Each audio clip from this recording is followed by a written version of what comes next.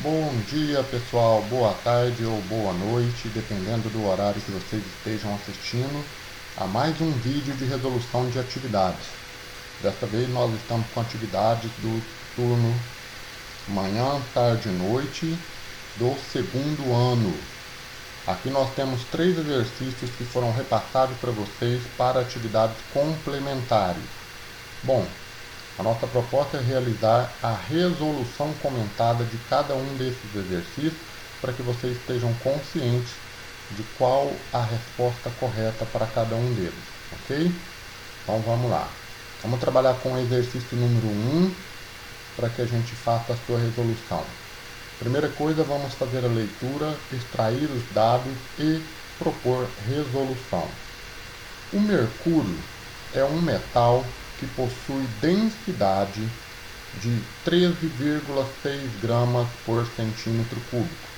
Essas são as primeiras informações a respeito do elemento em questão.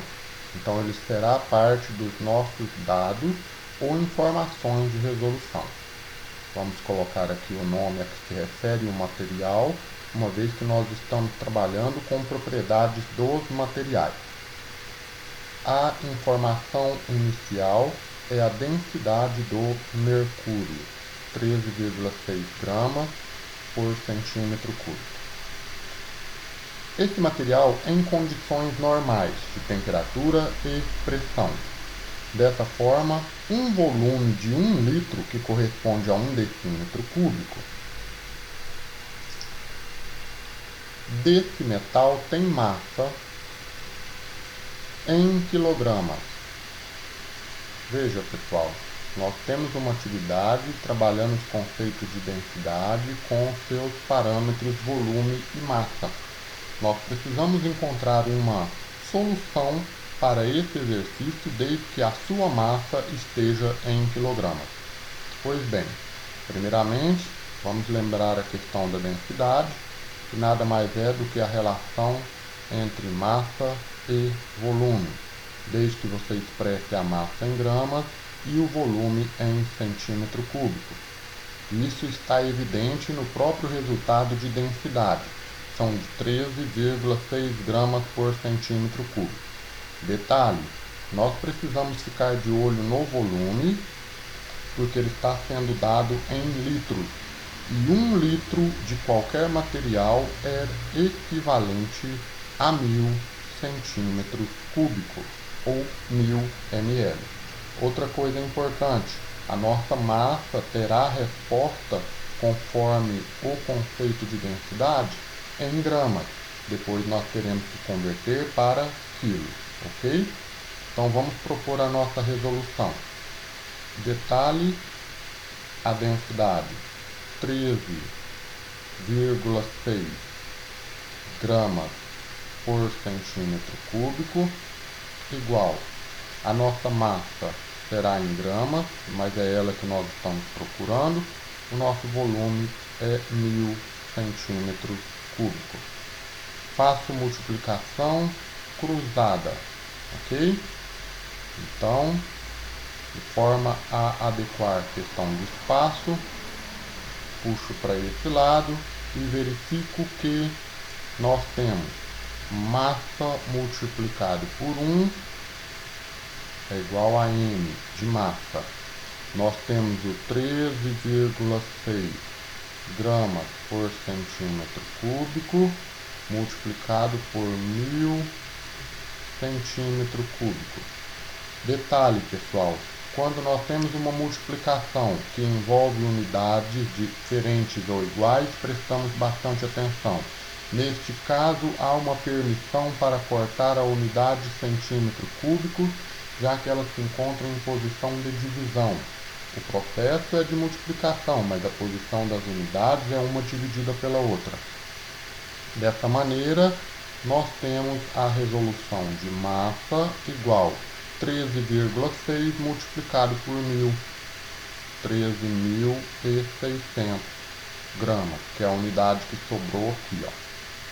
Detalhe, a nossa resposta tem que ser dada em quilos. Portanto, faço a conversão dividindo por 1000. Por que por 1000, professor? Porque como dados para resolução, 1 quilo equivale a 1000 gramas. E nós temos 13.600 gramas, que serão divididos por 1000. Respondendo, 13,6. Ok? Essa é a resposta relativa a uma dessas alternativas, o que me traz a letra D. Certo, pessoal? Essa é a resolução da atividade número 1. Agora nós temos a atividade número 2.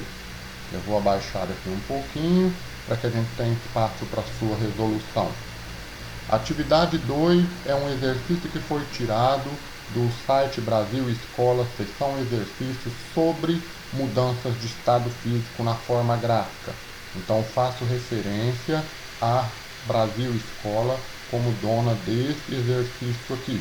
Não tenho a referência escrita, mas tenho a referência falada da minha parte. O gráfico abaixo representa uma variação de temperatura. A temperatura se encontra nessa posição do gráfico. Observada no aquecimento. Olha só, aquecimento. Então você tem um gráfico crescente ou ascendente de uma determinada substância que não está identificada, ok? Não tem nome da substância aqui, não tem fórmula dessa substância.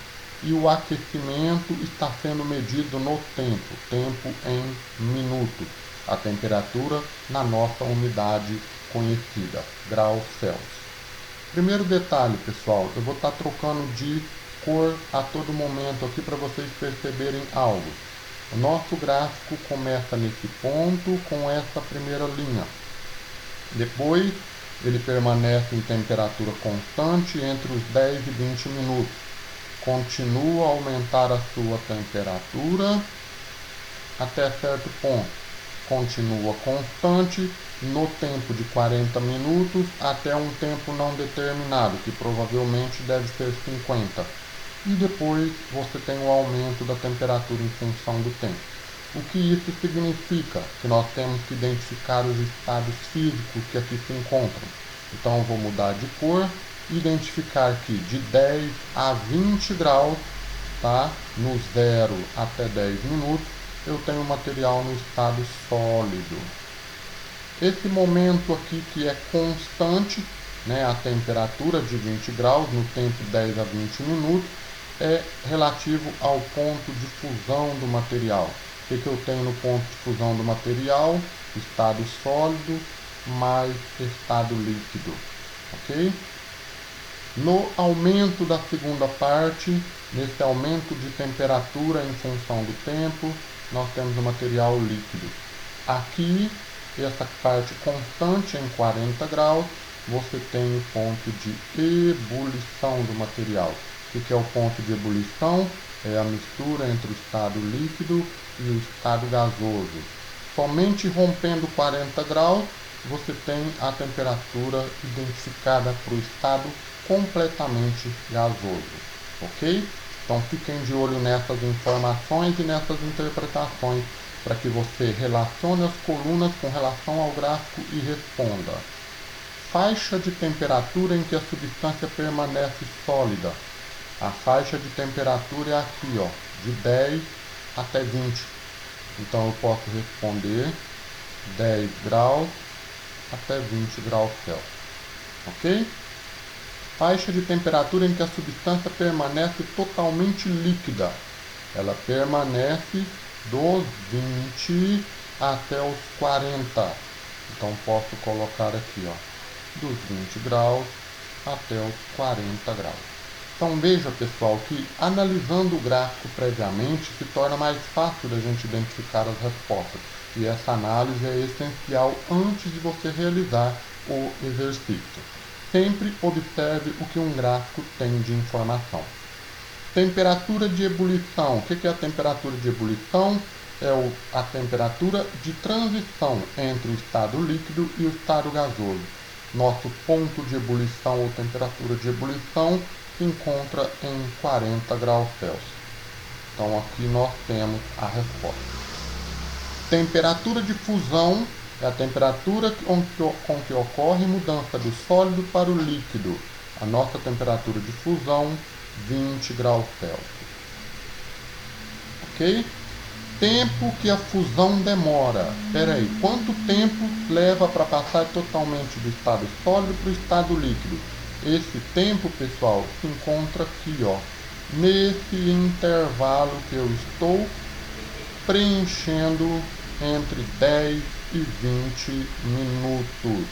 É o momento aqui, ó, desse retângulo encontrado. Entre 10 e 20 minutos, a diferença entre eles dá um total de 10 minutos para a ocorrência da fusão. Ok? Tempo em que a substância permanece líquida. Olha, o tempo que ele permanece líquido, eu vou até mudar aqui de cor. Ela permanece desse momento dos 20, né, até aqui, ó, até os 40. Então, todo esse espaço aqui, meus alunos, todo esse espaço corresponde à fase do material no estado líquido. Então, eu tenho dos 20 aos 40. Para responder ali, coloco que ele dura no estado líquido por 20 minutos. Veja, pessoal, tudo é análise do gráfico. Fiquem de olho nesse exercício para uma provável avaliação. Bom, agora nós vamos fazer o exercício um pouco mais complexo com relação à imagem. Porém, ele é relativamente fácil. É o exercício 3. Veja, nós temos 3 figuras. Observe 3 blocos idênticos. Eu vou chamar de bloco A, porém com cor um pouco diferente. Vamos chamar de bloco A, vou chamar de bloco B e bloco C. Ok? Os blocos são idênticos e têm a mesma densidade. Ou seja, densidade de A é igual a de B igual a de C. Quem é o diferente aqui nesse sisteminha? Os líquidos que estão dentro do recipiente, que são diferentes e têm densidades diferentes. Eles estão sendo chamados de líquidos D1, D2 e D3. A densidade do líquido 1, a densidade do líquido 2 e a densidade do líquido 3. Ok? O que nós podemos tirar de informação inicial? A densidade do líquido 1 comparado com o bloco A. O bloco A está flutuando quase que na mesma linha, né, do líquido 1. Isso quer dizer o quê? Que a densidade do líquido 1 é igual à densidade do bloco A. Por quê? Porque se ele estivesse realmente flutuando, como é o caso da segunda imagem, a densidade do líquido 2 é maior do que a densidade do bloco B. Isso é uma comparação entre as densidades, para poder saber qual líquido é mais denso, já que eu uso o mesmo bloco. Tá certo? Bom, nesse caso, densidade do líquido 3 com densidade do bloco C. O bloco C está no fundo, portanto ele é mais denso do que o líquido. Então o líquido 3 tem menor densidade do que o bloco C. Detalhe, pessoal, a questão pede para vocês correlacionarem densidades dos líquidos. É melhor representada pela seguinte alternativa. Se eu fosse pegar esses líquidos e colocar um sobre o outro, como que eu faço isso? Eu olho qual é o comportamento dele diante do bloco e estabeleço o seguinte. O líquido 3 tem a maior densidade. O líquido 2 tem a menor densidade. E o líquido 1 tem densidade igual. Então eu vejo qual a sequência e os sinais que estão apresentados aqui. Por exemplo, na alternativa A, se eu colocasse o líquido 1 com o líquido 2, daria densidades iguais? O 2 é menor de todos e o 1 é igual. Então eu teria, por exemplo, o líquido 1 acima do líquido 2, o que não daria densidades iguais. Se eu for trabalhar com a posição entre cada um desses líquidos, o que eu teria? A densidade 3 é maior do que alguém, porque ela tem maior densidade do que os demais. A densidade 1 seria o segundo item, uma vez que a densidade 2 é a menor de todas. Então a densidade 1 é maior do que a densidade 2. Então, com esse efeito de comparação, eu tenho uma alternativa. D3 maior do que 1, maior do que 2. Alternativa de letra C. Então, meus alunos, aqui nós temos a resolução dos exercícios complementares. Espero que possa ter ajudado vocês no entendimento de cada um desses exercícios e vejo vocês na semana que vem.